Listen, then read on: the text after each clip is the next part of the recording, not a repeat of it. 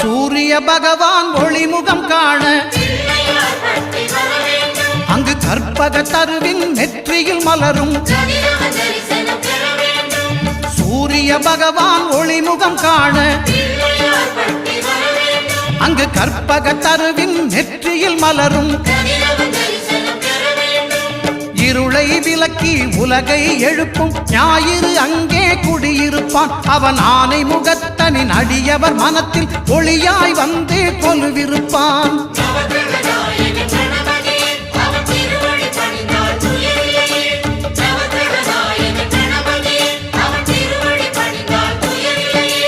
ஒன்பது கோளும் ஒன்றாய் காண அங்கு கற்பகம் என்னும் கடவுளின் மெய்யில்